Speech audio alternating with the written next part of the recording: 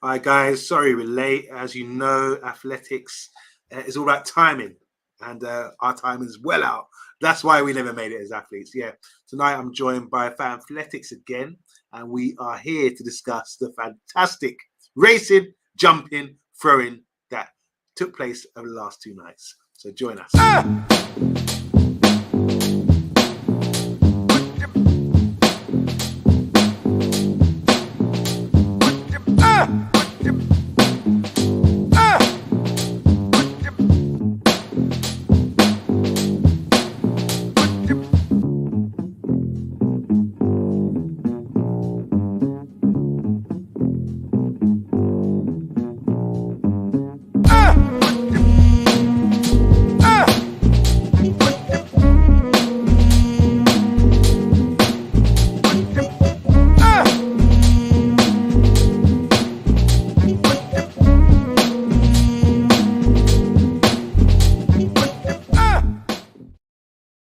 Yes, we're back. Wow. We, Mamma Mia.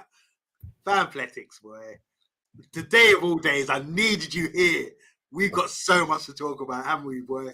What a night. I know, man. It's just been a mad 2 nights. I'm so excited. I want to get started. Let's go. All right, let's just get into it. Big up DA, man. Enough respect to you. Really appreciate the lovely comments. Saying love watching both you guys. Keep up. Thank you so much. Anyone else watching right now, make sure you press the like button. Make sure you support the channel. Support Fanfletics as well. My man's bringing it. And if you've got any questions, get typing away. We're here to talk everything track and field. Wow, it's been a great last few nights, man. I tell you, I'm really excited. Let's just get into it straight away. There's no order to this. I've got some slides up. Let's start with this girl. You said the other day that it's going to be a bit of a race, a competitive race. It was nothing of the sort, was it? Listen, I think Femke Bol buckled, and I'm really disappointed to see it. You know, it's never happened before. We're going ahead there. I can't wait.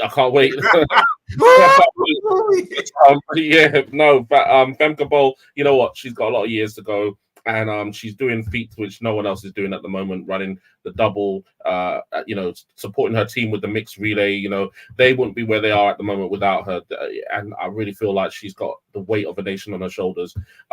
Maybe she's a bit young, but I just want to say, like, big respect to her. You know, it was really exciting to see them on the start line together, for once lining up together against each other.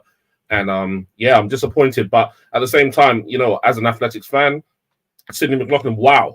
She keeps wowing us, and I'm really happy to see it. I remember, like, back in the day, I watched Sally Tunnell break the world record.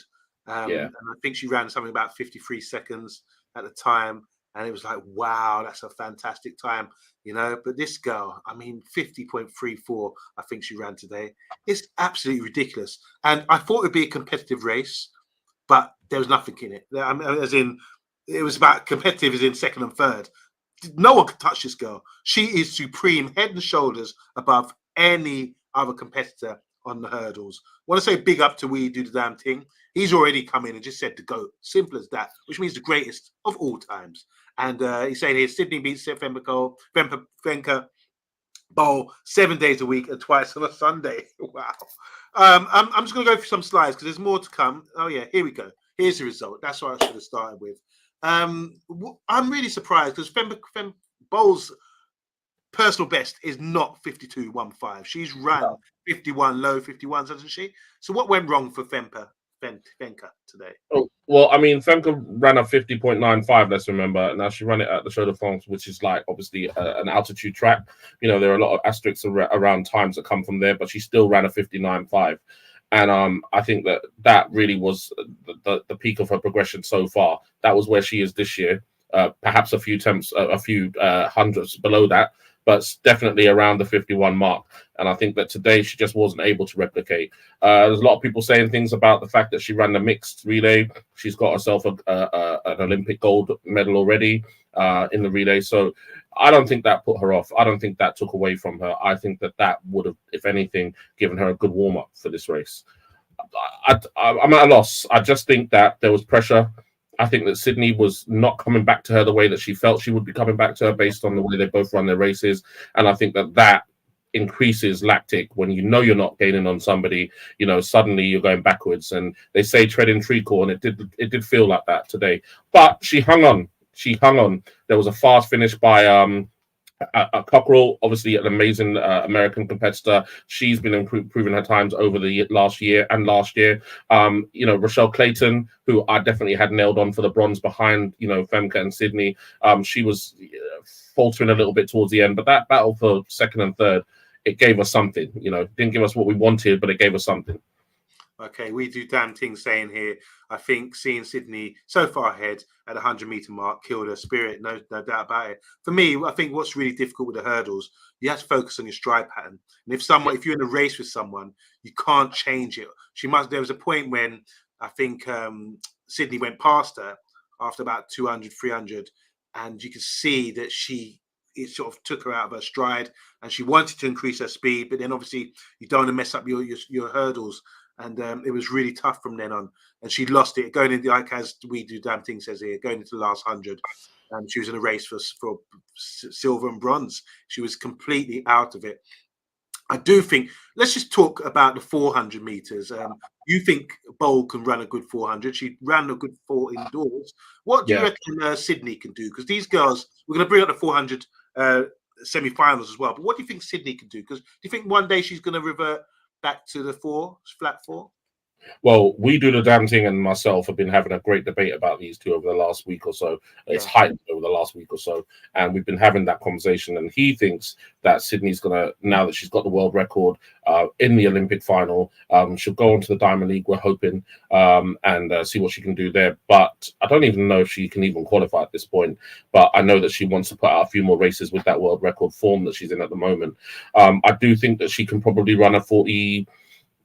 I think she can run the really low 48, and I do think she can do that with ease, even at the moment, if she put in a hard block purely with the 4. I'd also think that Femke can run a low 48. And I think that that's been seen with the fact that she can run, she can close in a 400 off the fly in a relay faster than anybody on earth. Her race is still, for me, the greatest finish of the final so far. Perhaps we're going to talk about the men's 4 shortly, but perhaps other than the men's 4, I think her race is, her finish is mad. And I'd love to see them both on the 4 with a whole season of 4s. Perhaps they'll do it in Tokyo, perhaps not, but with a whole season of 4s behind both of them, I want to see what happens in the final there, because Sidney can tie up at the end, and Femke, apart until today, I hadn't seen it. So I want to give credit to Cockrell in second place. That's a really good time to run under 52 seconds. I mean, it's amazing. I think when you get an athlete like this, like Sidney, it does raise the bar, and you soon will be seeing this a consistent time to run 51 seconds will be, reachable. And as she's proven right now, especially being from the same nation as well, you're going to be a training partner maybe, or a competitor, and it's just going to lift you, isn't it? This is what record's all about. The bar's been set 50.37. Do you think this is a record that's going to stand for a generation or two? No, Sidney wants to take it under 50 seconds, and she can. And I think that everybody now, once she took it under 51, and once she's dropped it down in increments, run a few sub 51s, I think that we all want to see the record go under 50, and I think that it can go. I think she can do it this year. I think I'm not sure about Bobby Kersey's style. I mean, I'm sitting here and he's sitting there, so I'm not going to hate. But excuse me, I will say that I think they want to go under 50 this year. And that's what I'm saying. I want to see what the next few races bring. I don't think we'll see her indoors. I think we'll see her come booming out, ready to run the 4, hopefully next year. But I think they're going to try and go sub 50 this year. And I think that Femke will be hot on the heels next year, sub 50. I think they can both do sub 50. With Femke's trajectory and her progression over the years, it mirrors Sidney's a little bit. She's about 2 years behind Sidney. She's come up to about a year and a half behind. So at the moment, the increments with which they're increasing Femke's trajectory is actually steeper than Sidney's. So when you look at Sidney going up like that and Femke going up like that, we're looking at maybe in the next year or so, they're going to reach parity. And I'm hoping that next year we see them both, under 50, and let's see, may the best woman win. So we do that thing saying here, Sidney's transition to the 400. Her coach, the great Bobby Kersey, sees her taking the record under 50 seconds. Yeah. After this, they go after the 400 meters flat. I mean, look, the 400 hurdle has never been the most attractive of races, but she's definitely brought some glamour to the event, no doubt about it. And she's the star of the future. I think she already proved that in the last few years. She's been so dominant. But if she can make that transition to the 400 flat, she will be a legend forever. And the problem she's got, though, is the world record set by Marita Koch. I think it's like 47.7 around that sort of time, which is, it seems like, you talk about generational world records, which Sidney's done in the 400 meter hurdles. There's one target for the 400 meters no one's really got close to since Marita Koch ran that time many years ago in the early 80s. So that's something. If she could achieve that, then she could be the greatest of all time. What a great athlete, Sidney McLaughlin. Well, let's talk about before we go. Oh, sorry, it's tantalizing. Oh my god! But before we go there, Sawa Eid Nasser 48.14. Let's remember Doha and let's keep it in mind because there are some people that are close. Rashida, give her 2 more years. We're looking at 48 lows, 47 highs with these people. So I do think that there are people that can, and it's perfect timing to move on to the semi for the women's 4 because I do think there are some people here. Paulino, Nasser. I'm not sure about Kazmarek. I'm not sure about Anning, but Adeleke, definitely. I think these people, these 3, over the next few years, they're going to be really challenging. You know, a few consistent sub 49s, and you know, we could see an assault on it given the right conditions. Maybe a good tailwind down the home straight, not troubling them too much down the back straight. Maybe. Let's see. Okay, so we saw the semi-finals for the 400 meters for women. Yeah. And it's very interesting, isn't it? Because we didn't know much about Nasser. She's coming back. Obviously, she took some time out, but she's got the fastest time in recent years, hasn't she? Running low 48s. And unfortunately, we saw Miller Weaver as well. She tried to sort of put it together, but she definitely not in form and was completely blown away from the field and didn't qualify. So going into the first semi-final, your favourite girl, the Irish girl, and I remember Brogan was in awe of her. Brogan on the first show, she said she went to London Stadium and she was absolutely in awe watching this athlete, my sister's called Adeleken, running, and she said she's just majestic and looks like a beast out there. Couldn't match Nasser. I thought she got completely blown away, and she's lucky not to get caught for the 3rd place, which did qualify as well. But one thing I will say about her, she's got a long way to go. Her stride length completely shortens coming to the last 50, 60 meters. And I'm saying to her, open your legs, but she just can't do it. So I think it's a case of fitness. Maybe she needs to lose a bit of muscle mass or something. But she's definitely a natural athlete. But I think she needs to sort of lose a little bit and get a bit more trim to be able to sort of push for that last 50 meters, because she's definitely a great athlete. But Nasser looking very good. It's cruising like she was a few years ago. Don't know if she's got low 48 in her, but she definitely looks favourite to me with Paulina at the moment. So talk to me about the first semi-final. You can see the numbers there. Clava didn't make it, unfortunately. Well, the first semi-final was great. I mean, you had Janelle Bromfield in there. You know, there's been a lot of talk around her. Not to make it bring in negativity in, but you know, partner of Noah Lyles. So there's a lot of hype around her that perhaps is bringing her into the conversation. I was really pleased to see Victoria Horrigu come through repechage and then come into the final. And she didn't acquit herself great. But at the same time, she's coming back to her closing speed, slightly reminiscent of her sister closing at the end. And it was nice to see her in a semi-final, and hopefully that'll give her a lot of props going forward to the relay, which I expect to see her in. We'll talk obviously about our other British girls in the next couple of semis, but Henriette Jaeger, wicked run, amazing run from her.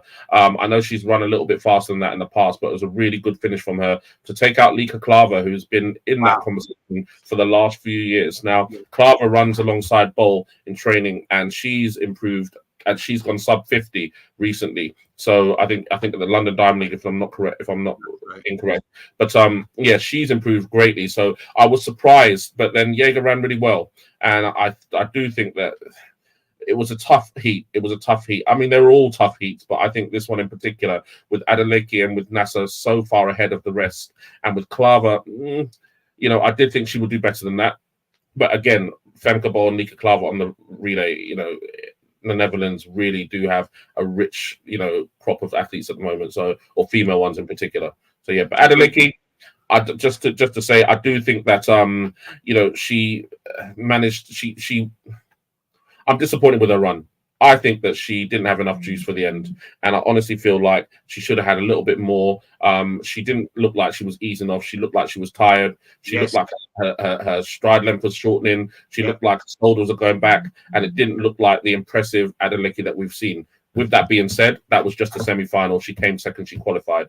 NASA, that 400 race at Doha 2019 is one of my favorite races of all time. Yeah. I've never seen two people run a 400 the way that Shawnee Miller-Weaver did and the way that Sawa Nasser did. And for Shawnee Miller-Weaver to run a PB and to be blasted away by Sawa Nasser in that race was just amazing for me. As a former forerunner, I was just in awe of that race. I've rewatched it. I rewatched it last week in preparation for this because I wanted to, see where she is. And I was really pleased to see her come through as the fastest qualifier and really take it to Paulino, because I think Paulino, if she runs the race that she needs to run, I don't really see anyone taking gold until I saw Nasser run that semi. Well, we just don't know Nasser. She's quite elusive, isn't she? It's not like she's Noah Lyles where she's out there and on Instagram and doing podcasts and that sort of thing. So yeah, we don't know much about her, and she has turned up and she does look like she's in form, no doubt about it. We do the damn thing saying an honourable shout out to Fanfletics for putting Adeleke on our radar. I shout him out too. Yeah, you've been talking about her for the last couple of years. All right, semi-final 2. We mentioned Paulina already. I think she's looking strong, no doubt about it. Unfortunately, Nielsen, beautiful Nielsen, didn't get through. 55.69, probably not fast enough. But as you can see in the third heat, to qualify is 49.89. I don't know if Nielsen's ever run that fast. What's her new PB? Is it 48.75? Nielsen's? 48? Sorry. Sorry, mate. 49.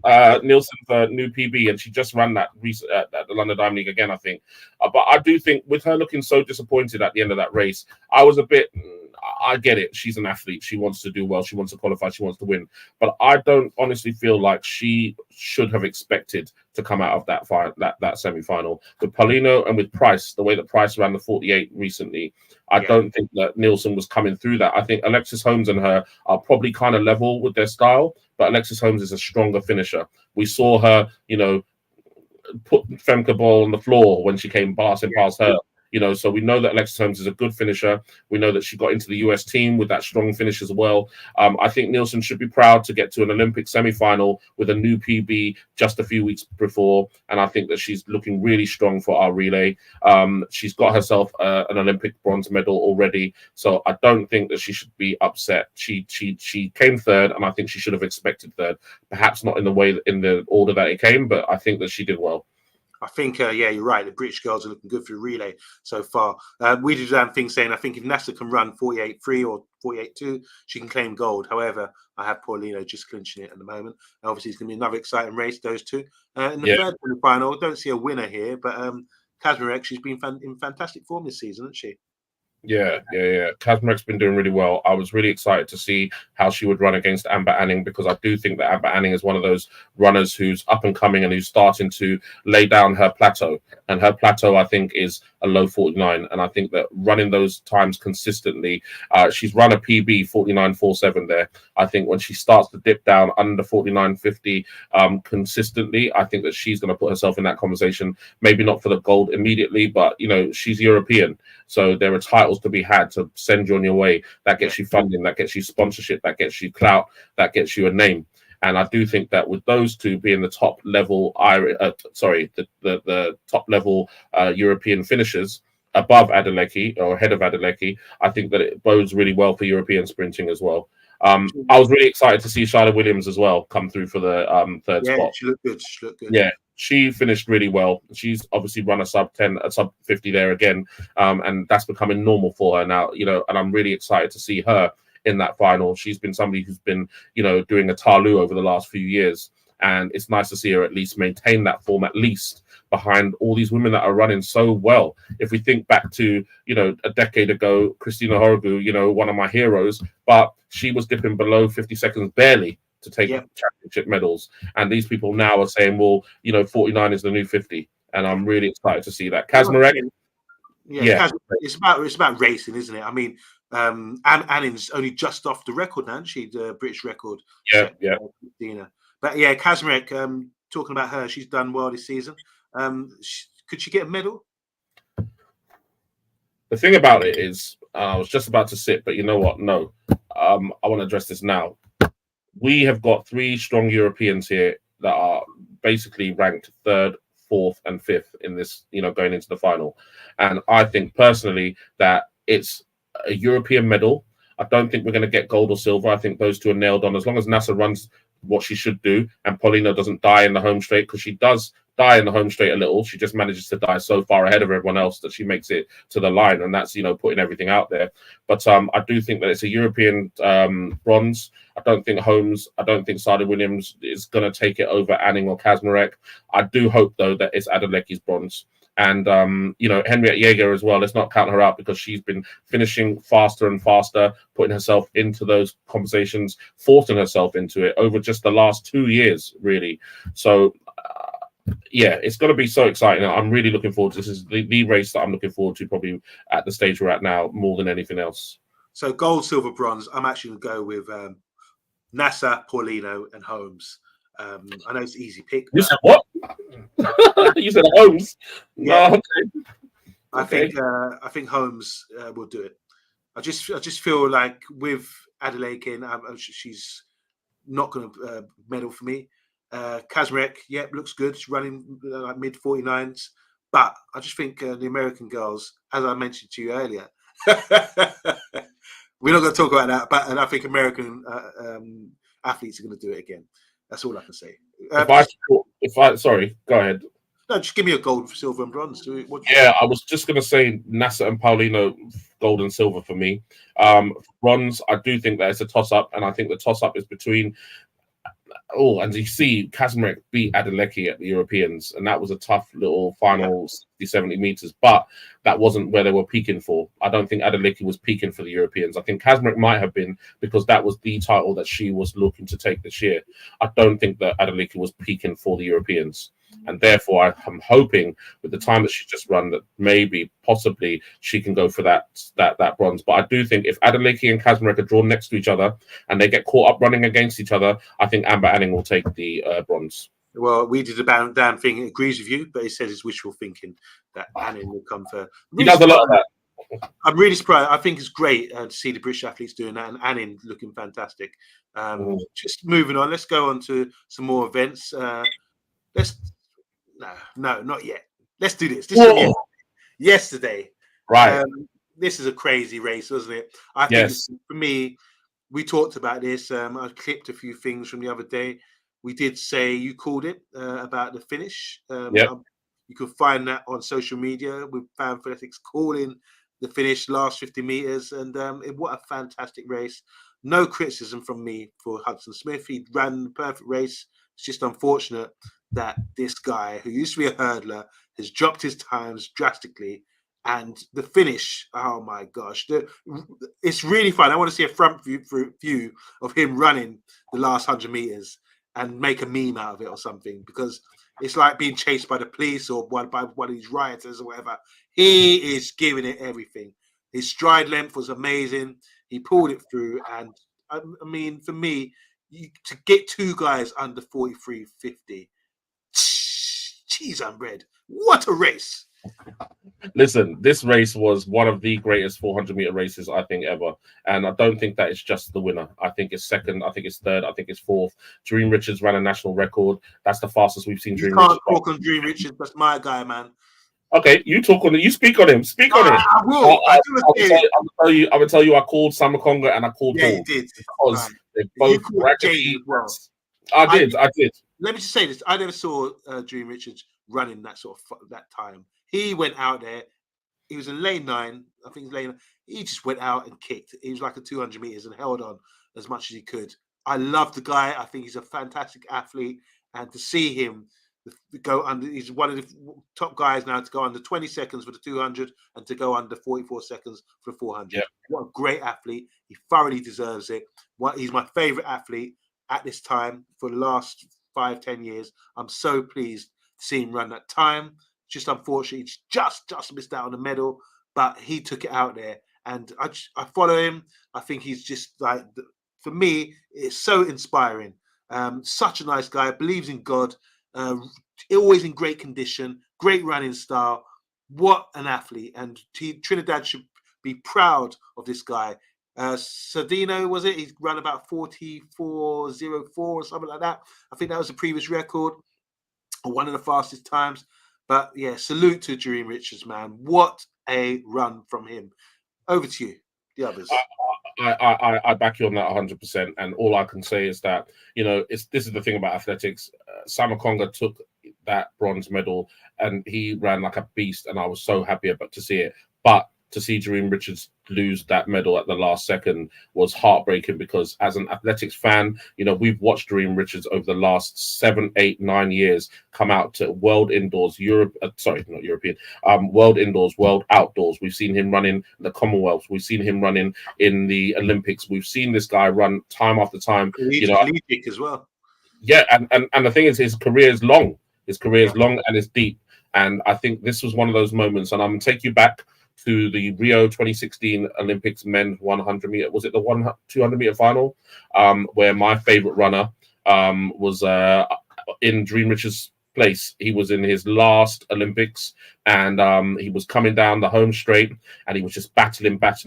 However, Adam Jamili was in Richard's place at that time, and he was the one who just got pipped for it. And you knew that was Christophe Lemaitre's last Olympics. You knew that he put it all on the line for that one, and I was happy to see it happen. With Richards, it's the inverse. I'm so disappointed for him. But Samakonga, his athletics, Samakonga ran better. He finished better, and that crazy start. If you saw Samakonga and Hall, they were about 4th and 5th coming into the 100 meters. And they both just put those arms out crazy. They said, forget the form, forget everything I've been taught. I'm just going back to when I was 14, 13, running in high schools, and I'm just going for it. And they both, as Colin Jackson would say, they hauled themselves through the field. And they just blasted through Hudson Smith and Dream Richards. Karani James as well. I mean, he's run sub 44 there, and he acquitted himself really well. I wanted to see him do a bit more, perhaps. I thought it might have been a golden moment for him to get gold, silver, bronze, and then maybe another medal. But talking about Matthew Hudson Smith, I'm a massive Denise Lewis fan, and to see the connection that those two have and how much Denise Lewis has really stuck by him and given him a lot of advice and a lot of assistance and help, and just really been there and supported him. To see her getting a bit tearful when he walked past the commentary booth that they were at, it was touching, But at the same time, this is athletics, and we want to see the fastest, the strongest, the best person win on the day. And if it's not your favorite, then it better be someone that's amazing.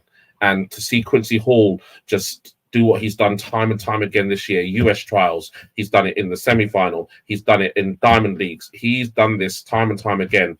Anybody that's hanging out in the 4 at the home straight with 50 meters to go, just be aware he's coming.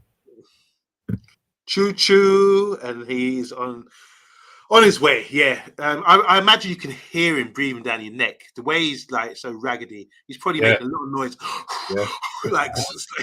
some crazy noises coming down there. And Matthew Hudson Smith, I actually shed a tear yesterday. This is what I love about the sport of athletics. It's just so emotional, and to see him hugging his dad and going around, and just you warm to him. He's endearing because of what's happened to him over the years. It seems. There's an interview with Justin Gatlin on his channel. I thought that was great to see him come out and just be honest and give an assessment of what's happened to him and his vulnerabilities that he's had with, anxiety and, even wanted to commit suicide at one stage, didn't he? So he's been through it, and to see him in peak condition, he's a winner for me. That time, you can't lose. If you can run under 43.5, you are a winner in my eyes. And being British as well, you've actually smashed anything. No Brit has ever come close to that. So take a bow, Matthew Hudson Smith. What a great race. And this guy, Hall, I'm just, what's he capable of? I mean, who's got a higher ceiling now? You got Matthew Hudson Smith, who's in the best shape of his career, 29 years old. I was surprised. He said it's not over for him. He's going to do something special. I'm surprised because I'm thinking maybe he's doing something in training where he believes he can maybe get close to the world record. That's what came into my head. But this guy Quincy Hall, another Quincy, the Quincy Watts who won in '92 in Barcelona. He's got something about him. If he can get his race right, maybe he could close the gap to Wade van Niekerk, who was actually the 200 meters earlier. We do damn things saying here, third fastest Olympic race, fourth fastest race of all time. When you get a chance, look at those 100-meter splits. Nothing in this race, amazing watch. Okay, your thoughts on breaking? How far can these guys go? Someone who's in peak condition, 29 years old, Hudson Smith, and this guy Hall, if he puts it together properly. Well, I want to shout out Ghazi as well. Ghazi in 7th place, 44.73. It wasn't his PB, but to make it into this final, he did really well.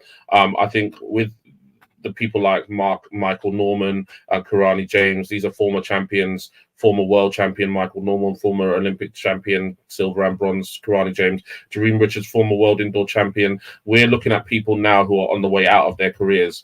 And we're looking at people in Quincy Hall and Samakonga, the Ghazi as well, that are coming into their careers. And I think that it's going to be, I think this is another of those events that has moved on.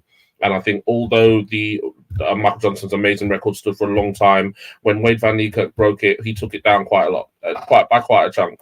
And I think that after that, people started having to change up the way that they're running this race as well. Rhodesia did it to them in the 8th. He changed up the way they're running. And now you see they're fully sprinting. They're sprinting the whole way. I think with the 4 as well, you can't hold back too much over the last 3, over the 300 to 4, 250 to 350, and then think that you can blast off, because these people are going to be way too far ahead of you. With that being said, Quincy Hall and Samakonga have done that today, but I don't think that people are going to train to beat that. Matthew Hudson Smith, how many millimeters is he behind? I mean, we're saying millimeters, maybe it's centimeters now, but how many centimeters is he behind? He wasn't really slowing down too much. Quincy Hall just had that extra with that chest and those raggedy arms, which I keep talking about. But we're really looking at moving on at this event at the moment. And the first 4 places were all national records. Except for obviously Quincy Hall's. We're looking at some amazing times in this race. I think We Do the Damn Thing said that this is the 3rd fastest Olympic race and the 4th fastest race of all time. It's fitting that it should be, because these times are amazing. The first 5 all under 44 seconds and 43.78 not getting you a medal. It's amazing. Amazing, absolutely. Let's move on. It's hard to move on from that, but yeah. Before we come back to this. Let's just talk quickly about 100-meter, 10-meter hurdles. Let's not I don't want to focus on this too much, but Olympic champion came 8th. Holloway, clear favourite, and he kind of cruised it in the end. I think Holloway was scared of Daniel Roberts, and I think that with Roberts blasting out so fast next to him and actually being ahead for the first couple of hurdles, I think that it put Holloway under a bit of pressure, and he was a little ragged in the middle part of the race. I do think that Daniel Roberts did really well to pick himself back up, because he stumbled. He messed up over one of the hurdles and it pulled him back, and he had to get into that fight then with Broadwell. I thought Broadwell would do a bit better. Shout out to Hansel Parchment. I do think that he messed up his race. He messed up his stride a little bit over the first 2. And you could see that he just couldn't keep on in contention with them. And by the end, he wasn't racing anymore. That 13.39 or that 13.39 that's not the story of what he could do today. That was just a story of what ended up happening. But much respect to Grant Holloway, sub 13 again, and it's that medal that's eluded him. I think he's been other than Parchment and Roberts, he's been unbeaten for the last 3 years, and he's world indoor champion. He's a world champion double. I think that this is his time. I'm glad he's got his medal. Now it's time for him to focus on the world record, because it's within his grasp. Well, that's a big world record. Was it 9:12:80? Something like that. I think Holloway's second of all time. I think he's come within 4 100ths. So I think it's something that he could do. And I think it's something they need to focus on now, because the next Olympics, there are 4 strong Jamaicans, or 3 strong young Jamaicans coming up. And I don't think, there are a couple of Spaniards as well. And I do think that Holloway's going to have more competition going forward. I do think that he needs to assault that record next year, take another world title, and then see where he's at, because they're on his heels. I don't think he needs the world record. He needed the Olympic title. That's what he needed first of all, because records will go, but at the end of it, you got to get the medals. And being the 60-meter world record holder, as you can see, I mean, he does sort of slow up towards from 70 to 110 meters. Does sort of the field do sort of start to catch him, but he's just explosive and he deserves it. He's one of the best of all time, no doubt about it. And just confirmed today, Roberts has an amazing example of Colin Jackson dip. It's a thing of beauty, isn't it? Colin Jackson's dip. What an amazing, when he done it, was he 12.91? He broke the world record. I used to think he'd lost some ribs because the way he used to dip, the way he used to come over the line at 90 degrees, I was like, what, he's definitely missing a few ribs there. That's great form. Great. But it was amazing. Colin Jackson, by the way. I mean, look, he's a legend, absolute legend. But Grant Holloway, well done. Not the fastest of times. Maybe we would have expected a bit faster, but it's about the gold, isn't it? And the event is looking okay. All right, just going through. What else we got? We got the javelin. Wow, Pakistan have a new Olympic champion and Olympic record. Yes. Did you watch this event? Yes. And I think a lot of people around the world might be saying, wow, this has come out of nowhere. No, it hasn't. If he's the Commonwealth champion, he won the Commonwealth Games, beating Chopra, I think. He's also been one of the furthest throwers for the last 4 or 5 years. He's thrown over 90 meters a few times. Chopra never has. And obviously, I've got a lot of Pakistani friends, and I know a lot of them are really excited about having a medal in the athletics, because these are nations, Pakistan, India, where Indonesia, Malaysia, where they've got large populations. They love their sports, but they're starting now to focus more. We've got Malaysians, we've got Sri Lankans in our sprint, semis and our rounds now. It's really great to see those nations coming through. Neeraj Chopra, he's the darling of India. He's a superstar over there. He commands like Bollywood level respect amongst Indians in India and around the world. But Arshad Nadeem, I've seen it coming for the last few years. As I said, he's thrown over 90 a few times. Chopra hasn't done that. Anderson Peters, former world champion, really good to see him coming back this year. He's really come back, and last year as well, putting himself back into the frame. Julius Yago, another former world champion, to see him, the man that learned from YouTube. Yes, self-made, and he's short too. I mean, I can't say that, but he's shorter than the others. I was really excited and really happy to see him finishing fifth. But that not final throw, but I think the penultimate or the third, fourth throw from Arshad Nadeem, it wasn't surprising to people that know him. It was a great performance. He did really well to do it, but he's not a fluke. Just as we do the damn thing said, he's not a fluke. It's something that's been coming, and he fully deserves that medal. Great comeback for Peters, coming back from injury and claiming bronze, no doubt about it. That's from We Do Damn Thing. Definitely not a fluke. And Chopra got dragged into deep waters. That's from We Do Damn Thing. Do you want to say this? These guys should be playing cricket, especially Nadeem. If he's flinging that javelin that far, surely he can bowl a 90-mile-an-hour cricket ball. Transfer. You've always got a career in the IPL, no doubt about it. But that's great. This is the discus. Big up JA, Jamaica. Well done. All I can say is well done. I don't know much about the event. Not to say the event. I don't know much. I didn't watch it, but to see a Jamaican just pip it. I mean, you're talking like 3 centimeters there. Yeah. And I always wonder when when they're throwing the discus, there's a guy about 10, 15 yards away. He can't get too close, but they have to run over and pinpoint exactly where it lands. And I always think it's not perfect. There has to be a better way of judging it, because with the digital technology they have today, surely they could do it better, because sometimes you could be cheated out for a couple of centimeters there. And I think is it Belarusian guy there? Lithuania, that's it. I think he's going to be a bit disappointed. Well, I mean, this was my event in high school. It was one of my events in high school, and this was the event that I was actually the best at in terms of where I ranked before I, moved to America and discovered I wasn't as good as I thought. But Vasilis Alekna, Nicholas Alekna's dad, I think he was I think he's a former Olympic champion at the discus. I think Nicholas Alekna just took the world record earlier this year, and he's only 19, or took the world record at 19. So he's a great talent. When you think about the fact that Che was one of the youngest before he came along, and now he's one of the youngest. Why is hiding another one who was quite young or started young? Denny's young. These are young discus throwers now. When the event, usually people are coming to their for at age 30. age 30 plus. So to see these youngsters really hitting it at a young age is amazing. But Stoner, that was an amazing throw. If you saw it, if you didn't see it, go and see it, go and watch it. A great shout out for JA to take a discus medal, because I don't think it was expected by anyone to throw an Olympic record. I think it was his PB as well. It was just a great moment. And I think Alekna, having broken the world record recently this year, I think there was such high expectation on his shoulders for someone so young. I think that he didn't throw that far shy of his world record, but he threw and he wasn't able to respond. I don't think when the time came. I think Stoner's was his penultimate. I'm not sure, but I think it was his penultimate or his last throw. And I think Alekna didn't. I think he had a chance to respond and wasn't able to.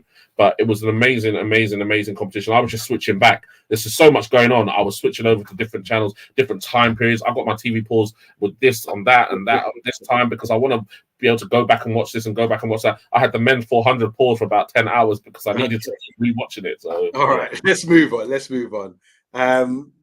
We'll come back to that. Let's go to the long jump, women's long jump. Davis Woodhull. She's jumped 7 meters 10 to take it by a good 12 centimeters there. Not many people get over 7 meters, and I suppose to win a gold, you have to. And she's performed today. Yeah. She did really well. It was really exciting to see her. We've seen her over the last few months or last year or so actually performing really well. She's been able to take, small competition titles. She's been able to take the American title. She's up against, arguably one of the greatest long jumpers ever, Mahambo. Malika Mahambo, she's really been imperious over the last few years at championship level. Obviously, she's been injured a lot in between and she's had to come back. She's been on the comeback many times, but she's been able to, produce the goods when it mattered. And today, when she jumped her last jump and she ran through, I was so disappointed because she's on many occasions been able to pull out a 7:30, I think was on her last jump. Her 7:13 win was on her last jump. Her 7:07 was on her penultimate jump. So I did think that she had that 7+ in her today. I just think that it was a stretch too far with the injuries that she's had, the comeback and the constant comeback. And Tara Davis Woodhull, she really she thrives off her own success. And it's great to see somebody jump and get excited about their jump and carry that excitement over into the next jump. And I just think that she's improved greatly, and I'm really happy to see her take a win. Okay, let's do something important, which I think we've all been waiting for. We left it to last.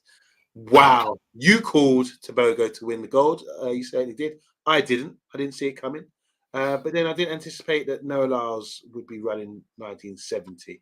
Wow, what a race. And so much to talk about. Where do we start? Okay, let's just start with the race, literally. The semi-final, we saw that Tebogo beat Noah Lyles, but there was some suggestion then that he might have an injury, or he wasn't running full out, or moved to lane draw. It's important to get a good lane draw by winning the race, but he didn't. He let Tebogo run clear. Even then, I felt he was holding back. He came out, he's jumping around, he's all excited when he was announced out, and I think that's a bit of a mental thing to put pressure on his opponents and let them show that he's on it, he's ready to go. But he wasn't. When the gun went, he was never really in the race. And when he tried to kick, there was nothing there. There was nothing left today. Congratulations, though, to this youngster, 300-meter world record holder. He's run 44 seconds, I think, for the 400 this season. He's run under 10 seconds, just missing out on a gold. Just missing out on the medal in the 100 meters. Wow. He's gone and won the 200. 1946. Talk to us. I'm saying nothing. I said it with Chess the other day, and I'm saying it again with Chess. What made you say it then? What did you see in Tebogo to think that he was going to beat Lyles? I mean, no one. I'll tell you what I see in Tebogo. Well, I see a similar thing to what I see in Sha'Carri Richardson in the 200 meters with Tebogo. I've seen Tebogo win 200-meter races, slowing down with 20, 30 meters to go, looking over at his opponents, and even sometimes getting beaten doing that, by the way, we should say. But I've seen him running with extra to spare at that time, and I think he was holding it ready for the right time. He was holding it. I've seen Sha'Carri Richardson do a similar thing in the 2, and I will say I do think that she is going to have a great assault on that 2 world record at some point over the next few years, and I've said it here first. But yeah, I know that there's been some talk about Lyles being ill. Michael Johnson, I always defer to him because he's, one of my biggest heroes. Shout out to Daley Thompson, by the way. I'm watching the documentary right now. I love it. Live for Christy, I watched yours first. Daly, I'm watching yours now. Daly was my hero when I was a kid. Live for Christy was my hero when I was a kid. And Michael Johnson is another one of them. You know, I've got his book right there. So, you know, when I talk about my analyses, they have to be somewhat advised by him. And he said, Noah Lyles has said a lot, but to come out and run a 19.7, you can't be that ill, you can't be that injured. And I do think that 19.7 is a strong time for you to claim that there's a problem. I think that Tebogo did what Julian Alfred did to Shaqiri in the semi. I think he did that to Noah Lyles in the semi. And I think when Noah Lyles came out, you see him on the bend. He's running his normal bend. He's just not got the same. He didn't have the same belief. He didn't have the belief. His face was strained in, you know, running the bend, and you don't see Noah Lyles looking strained running the bend. He looks comfortable because he knows that's his strong part of the race, and he knows if he's behind at that point, he's coming forward. It doesn't matter.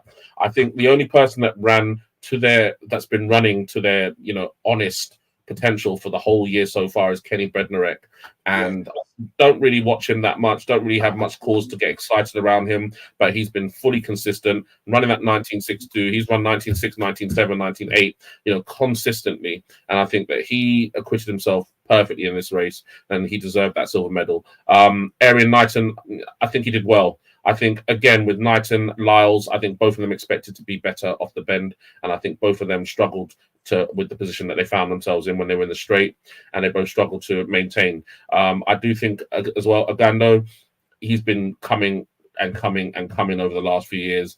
And, you know, every time I see his hair color change, I'm like, it's a new Ogando. It's a new Ogando. Because I'm like, what, you know, because, you know, Shelly-Ann Fraser-Price, you know her medals and her eras by the hair color she had when she crossed the line. And I've been thinking, is Ogando going to be one of those for the future? And I'm really happy to see him, you know, come fifth. I thought he might come fourth. I hoped he would beat Knighton and come in fourth. I'm happy he came fifth.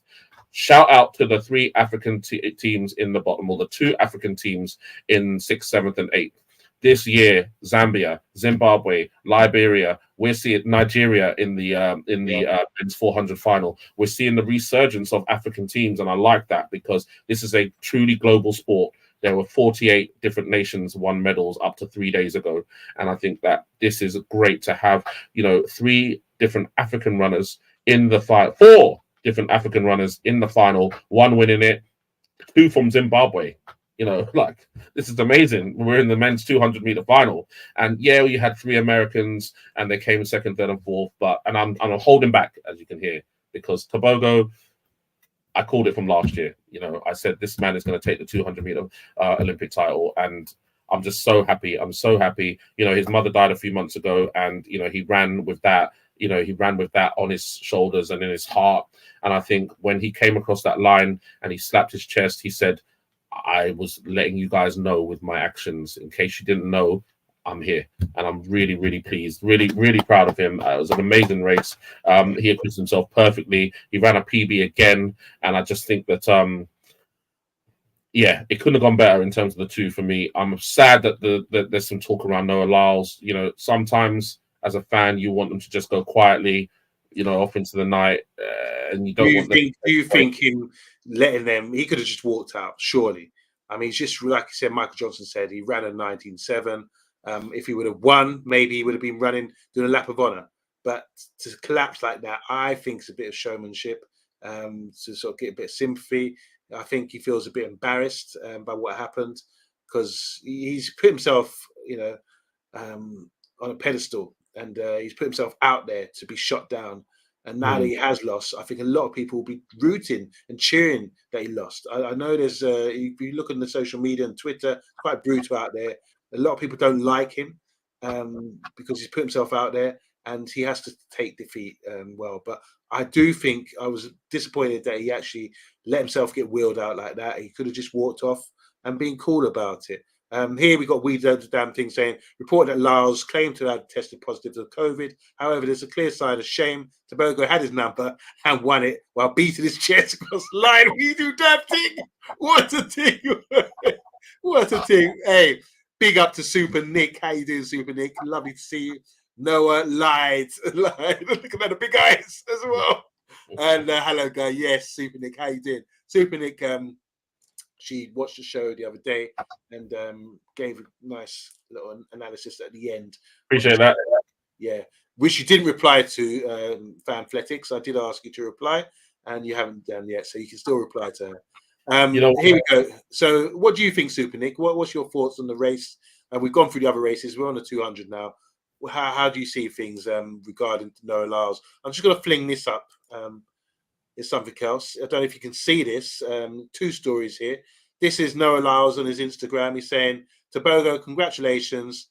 LK, I don't know what that means. You have had a very rough year off the track, obviously referring to the death of his mama. And despite that, you overcame it all. So that's a lovely tribute from Noah Lyles. And in the comments, they're saying, you hugged Tebogo after the race, knowing you have COVID. They should arrest you. And someone else is saying, hey, you were right about the NBA. You won 100 meters. And I do love the NBA, but you should feel proud of yourself for speaking the truth and backing it up. So there you go. That's why I think coming up with the COVID thing is a bit, you know how I feel about that, Fanfletics. And then this is what we discussed earlier in the week. The other story on the right-hand side here, Quincy Wilson, the 16-year-old, looks, because they were talking about Noah Lyles running the 400, going for 4 golds, running the 4x4 and the 4x1, and then 1 and 200. You weren't happy about that. I thought it would happen if he would have got gold today. But breaking news is that the US 16-year-old high school star who came fourth in the trials for US trials, Quincy Wilson, is going to be running in the 4x4 prelims. So that's good news. Great to see him out there. And he's one hell of a runner, isn't he? It's a short guy. But he's run 44 seconds or so this season. Quincy Wilson is the truth, says We Do the Damn Thing. Do you want to talk about these two stories, the Instagram, and how you feel about Quincy Wilson getting selected instead of Lyles? I think that he deserves it. I think that's where he should be. I think he came fourth at the trials, and I think that he deserves to, to capitalize on the great year that he's had. I think he's a high schooler, and I think he's come here without the hype that Chris Morales-Williams had. I think he's come here without the hype that certain other youngsters have had, and I think that he's really ready. I think without his powder's dry. So I think he's ready to show something, because this is going to be his moment, and I really am looking forward to it. I hope he does really well, and I hope he runs in the final. I do think that they've got some trouble when it comes to some other teams, and perhaps they don't want to take the risk. But let's see what he does. I'm excited to see him run. In terms of the story on is that Instagram? Is it? Yeah. People will come to know this about me. Stick with me, because I'm not a massive social media head. I don't like to go back and forth on the internet with people. I always like to say, if they're not in front of me, we can't do much. So let's just leave it. And in the end of the day, there's a lot of talk on the internet about various things, and I think sometimes it slips into negativity too easily.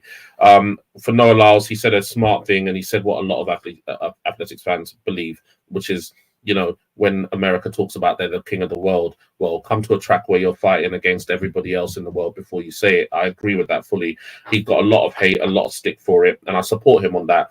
I will say, however, that the excuses and the this and the that, let my guy have his day, and we'll talk about COVID and thing tomorrow, because when we start bringing it up too close to the result, it takes away from the other people. It takes away from what they could have done, and the spirit of them being the champion at the moment. So I think give Tebogo his moment, let him have his flowers, let him have his light, and then let's talk about you after. And I do think as well, Lyles seems to be the type of person that thrives a bit on bravado, and I think that if he truly was injured, he would have made it his business to walk off the track. I think he would have made it his business to stand up, cheer the crowd, and walk off the track. I think that he was in a world of hurt when he was on that track. And I think that the lactic built up on top of the upset, the embarrassment, heartbroken. He's heartbreak. I think, I don't think they needed that wheelchair. Now, I love how they strapped him in too. I don't think he needed it, but it's dramatic, too dramatic. Yeah, but you know what? There's a moment when they come across the line, and that's why particularly sometimes there's an issue with them being interviewed so soon. That moment is theirs to have and to do what they want with, and to express their emotion in the way that they want, and they have that right. I've been in situations where I've had big events going on, and something's gone wrong, and I reserve the right to throw a big tantrum and to be obnoxious as hell for the moment until I'm over it. And I think that we need to give him that space. However, don't take it away from my guy Tebogo. That's what I'm saying. Damn right. We do damn thing saying well said, Fanfletics. Appreciate that. And Super Nick saying, Noah wants Bolt like stardom. it's not for everybody. Yeah.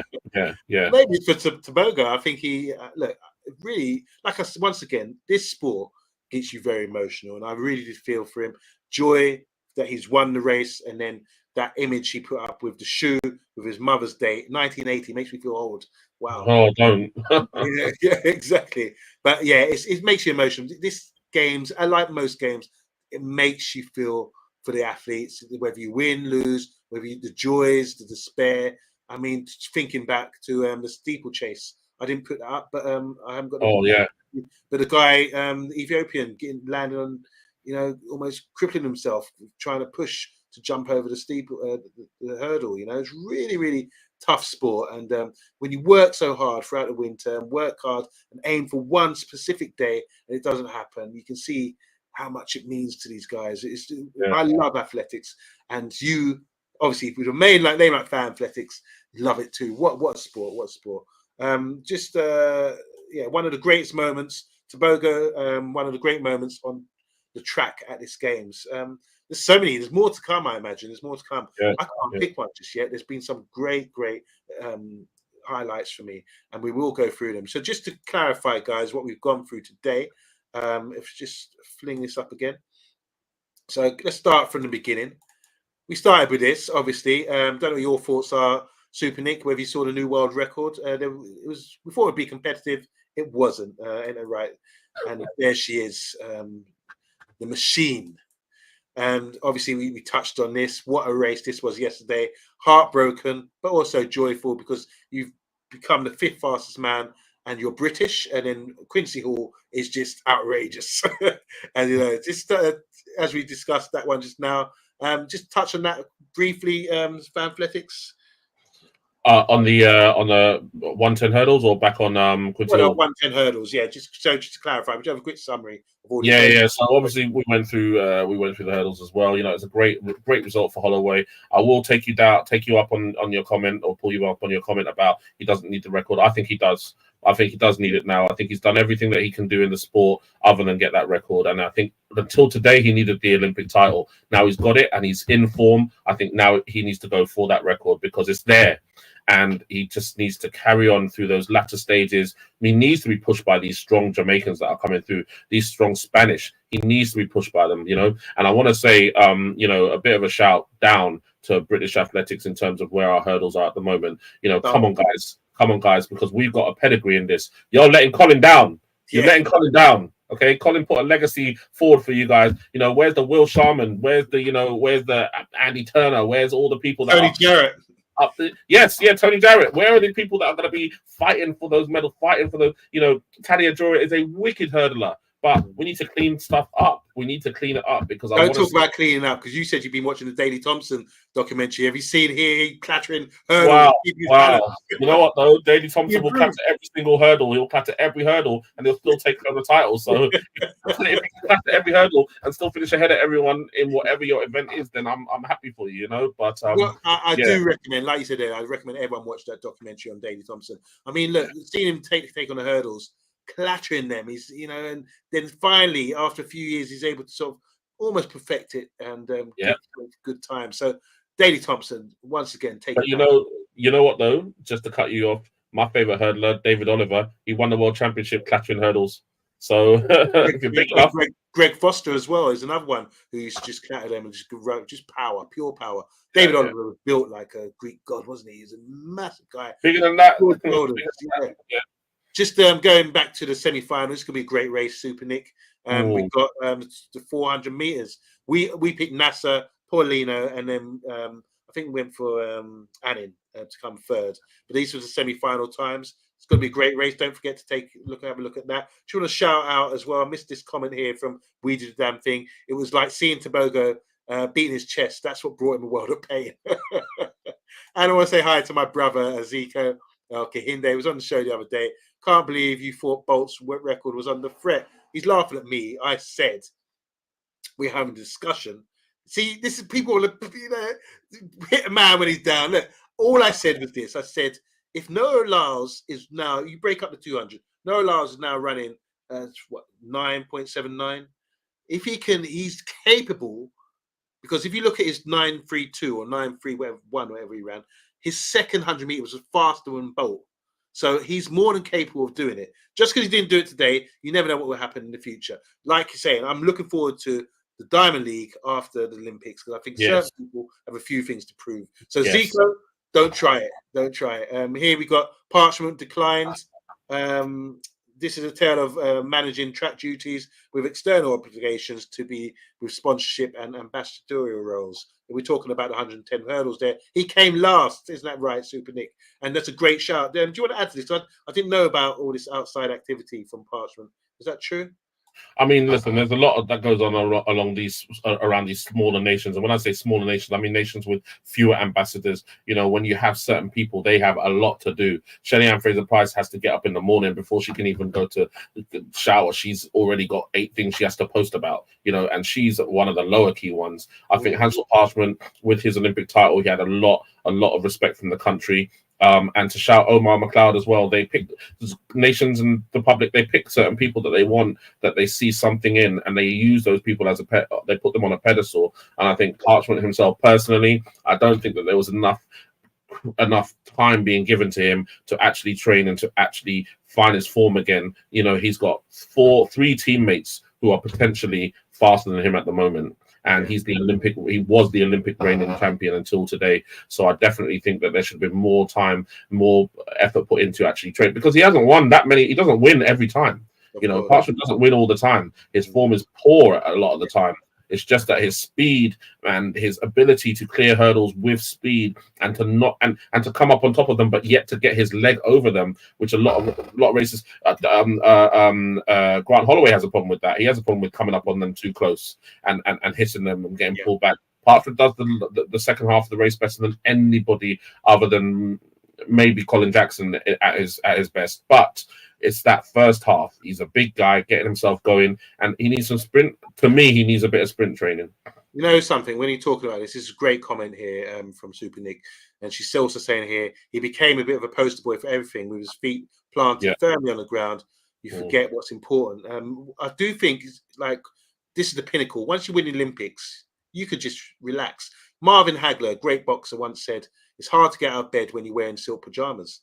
That means getting up in bed and going to train. So I think some athletes, if you could lose your motivation once you've done it, and obviously become a star and you embrace all this thing, sports personality, all these obligations that you have to do. So it's a good shout from Super Nick. Really good, interesting. She's right, because you know what happened. Bolt bowed out at Rio. That was his last Olympics, and I think Parchment sort of was like, right, well, I'm still running here. I've been running a while. You know, there's space for somebody else. And I think a lot of Jamaican athletes thought there's space. What can we do? And with Parchment coming and winning the next one, I think the Jamaican fans, I think they thought, right, this is a tall, strong guy, similar stature to Bolt. He's quiet, he's calm, he's collected. You know, he's really well mature in the way he speaks, the way he comes across. And I think they picked him. And I think in picking him, they kind of put it was a poison chalice, because you should have let that man continue to train and continue to focus on defending his record.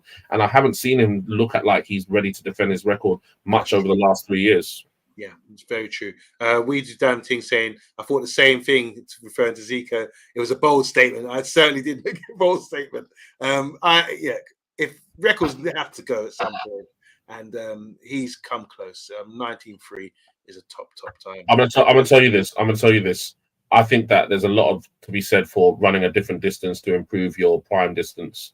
And I think that when Laura Muir won her Olympic silver medal, she had been running the 800 a lot. I think she went into the Olympics as the fastest British 800 runner at the time, and she went to run the 15. I think Noah Lyles focusing on the 1 to help him with the 2 is not working for him. I think he needs to focus on the 4.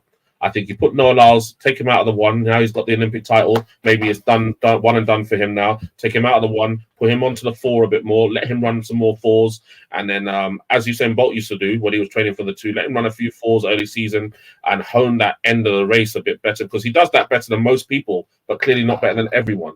So let him hone that 4 rather than the 1. And let's see, because I think he definitely can make an assault on that record. I mean, I'd like to see it go to somebody else like Tebogo. But I do think Lyles has done really well to bring it within within realism. And I think that we can support him by just, trying to support any 400s that he does, because if he doesn't get the shout for it, he doesn't do it. That's kind of the way he operates.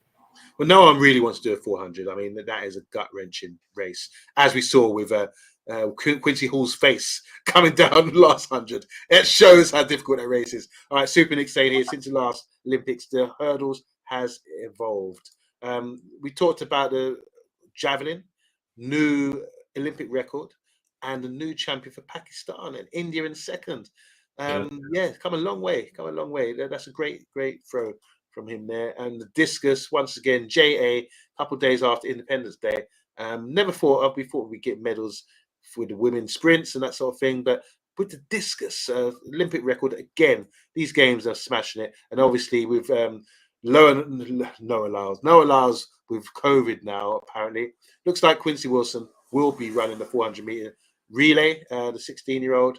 And obviously the long jump went to Davis Woodhull. When are we back? What's in store on the track and field agenda? What we got?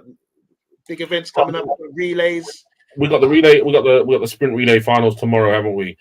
So that's going to be something that we really want to focus on. We've got the 4 final women's 4, which is going to be amazing. Like, that might be the biggest thing I'm waiting for now. I'm really excited to see how we do in terms of the 4x1, because if you saw today, we qualified without Dina, without Daryl, and I think that was, it's a really strong team that we've got. Asha Phillips should be here too, but people have to move, and I know she's commentating, so shout out to Asha Phillips. I know she's commentating for somebody at the game, so well done. But yeah, I do think that we're in a rich vein, and with the Jamaicans out, and when I say the Jamaicans out, I mean Sherika and Shelly and out. I do think that there's no room for error for our team now. We have a genuine opportunity to go bronze, gold. And I know that, there is a large, American contingent of women that are ready to say nope. But I'm there. I think if Dina and Daryl are in that final, particularly with Daryl's improvement over the 2, and bearing in mind, Daryl runs 110, 115 meters when she's running that relay. So with her improvement over the 2, with Imani Lancico coming to her peak, close to PB this year as well, and she runs the long stretch as well, with Dina having something to prove and running that bend, I really, and shout out to Bianca Williams as well. What a comeback, what a resurgence. I met her in the street a few months ago, and I remember saying to her, yo, I'm so happy to see you. You've been through so much, and I just want to give you some just like love. And she backed into the corner because I was coming on strong early morning. She was on the way to training, but she said this, Bianca, I was rooting for you, been rooting for you for years, and there've been some troubles off the track, but we've had your back, and we're so happy to see you at the Olympic Games, Olympic semi-finalists individually as well as in the relay. So big up to our look good. I think they're definitely on for a medal. It's just what it could be. With the USA, you never know. They don't really practice perfectly, so you just never know what could happen with the relays, both 4 and the 100 for the women. British girls, that's for sure. They can come true. What else was there? There's some, the event I've been looking forward to is the 800 meters. I mean, with the times they're performing for the men this year, I'm really anticipating some fast times and a great race. I can't pick a winner, even though the Algerians like smashing it right now. There's a Kenyan, even a Brit. Who's your guy? Ben Patterson. I'd like to see him. I think he's got a chance. You just never know how it can go with 800 meters. So that's going to be super quick as well.